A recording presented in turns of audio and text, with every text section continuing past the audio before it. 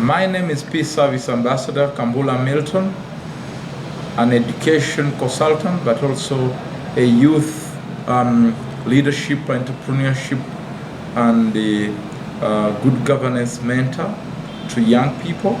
The question you have asked, my brother, relating to youth unemployment in Africa is very, very important.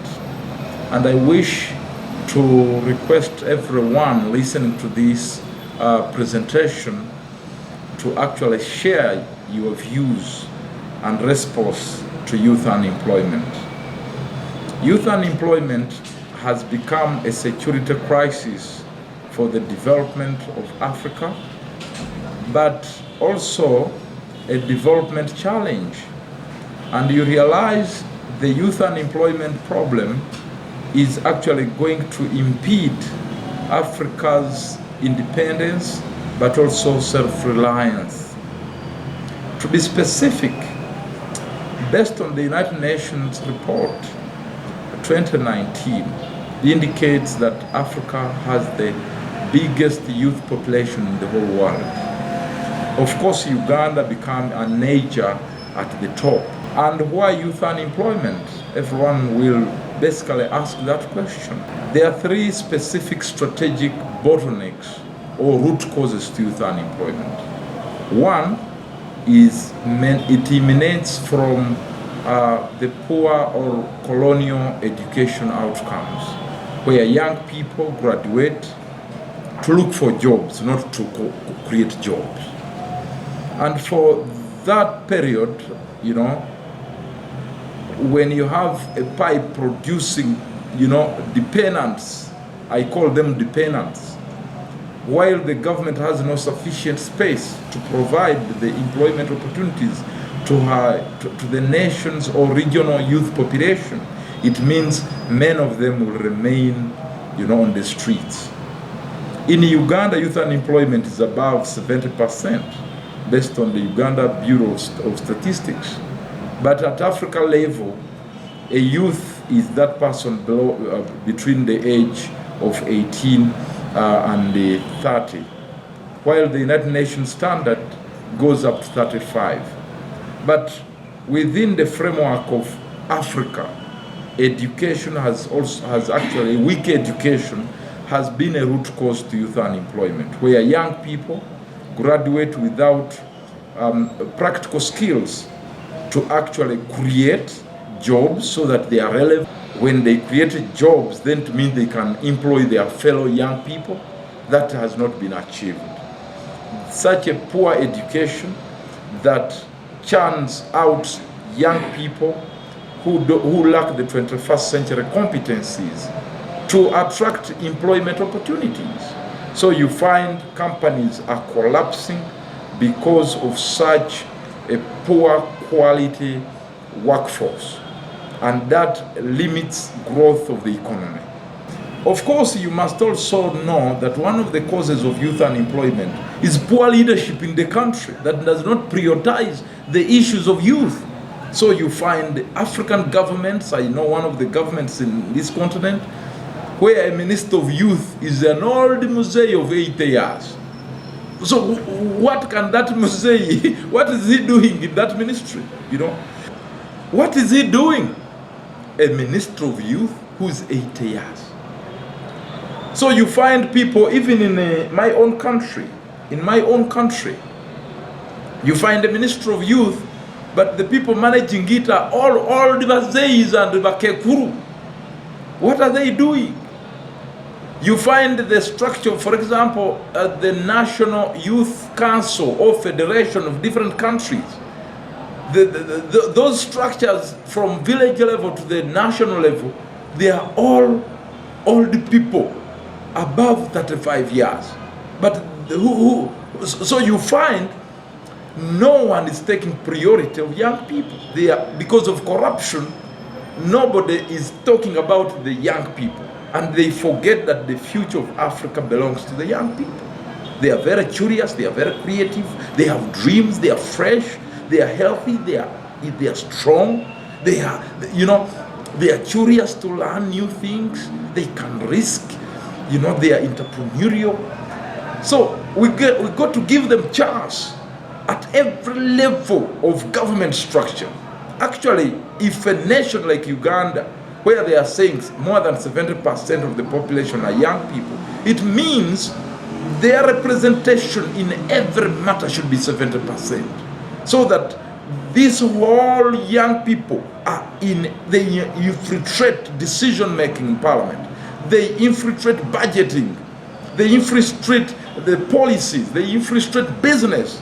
They infiltrate climate change response. Why should we have climate change issues when we have young people? We must equip them.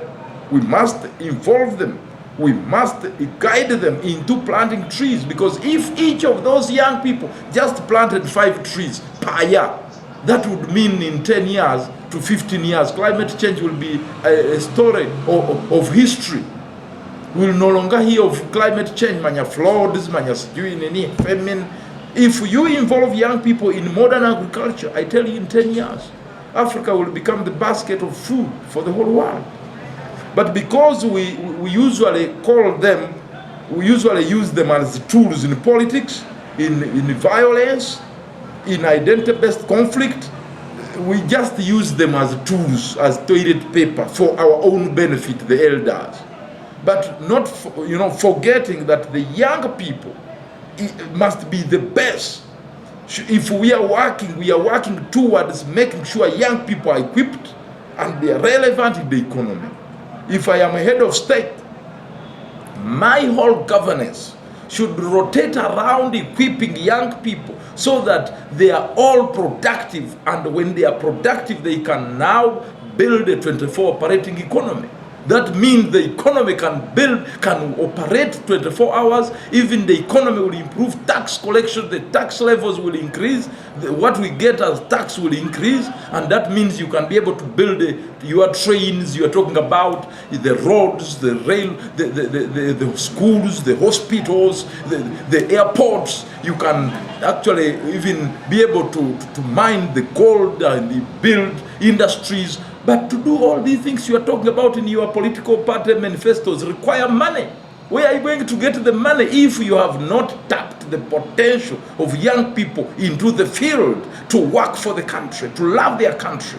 So I believe one of the reasons why we have youth unemployment is we have sleeping leaders.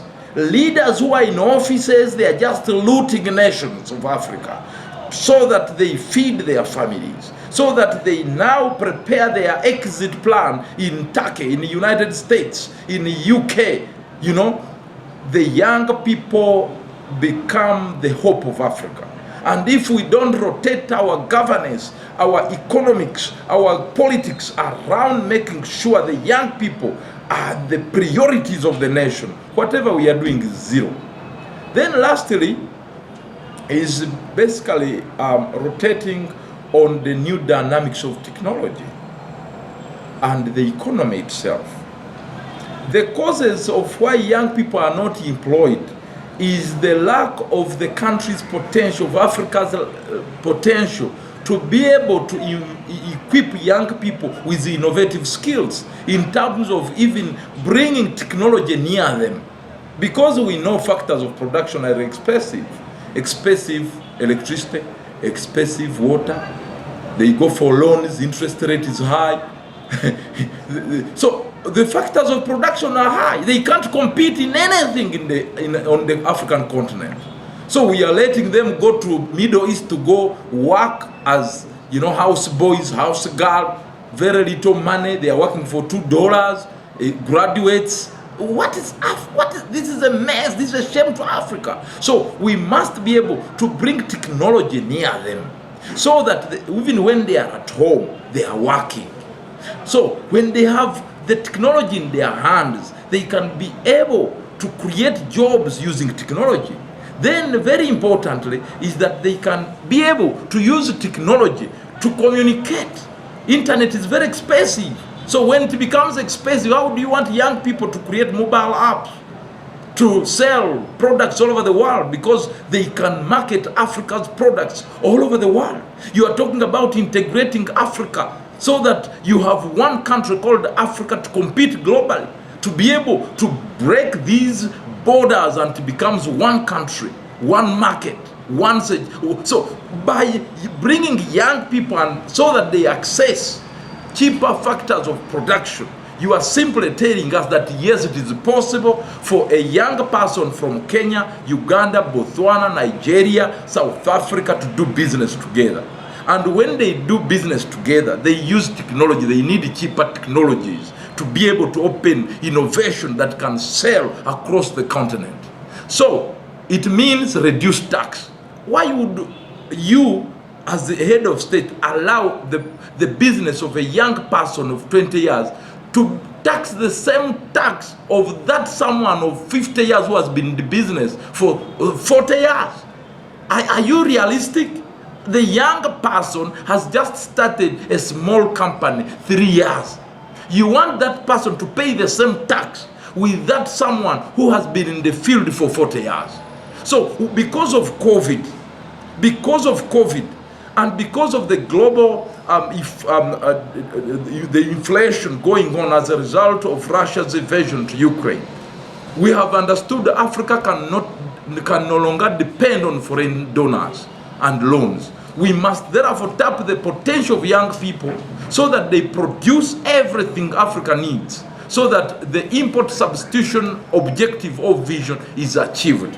And so I end by saying that our young people are talented, they are good people. Let us just support their dreams so that Africa can integrate, but they need a language to integrate them. So let us make sure young people speak Swahili. Let us open these offices called state houses. Let us open them for young people so that young people can even become heads of state in these nations, so that they now roll out programs to help fellow young people, so that we only advise them on matters of good governance, human rights, and also entrepreneurship. But matter of fact, for anyone to say that we can achieve national transformation or regional transformation without bringing the 70% of the young population on the table, you are just dreaming. You are just dreaming like any bird in the sky flying without going to hunt for food.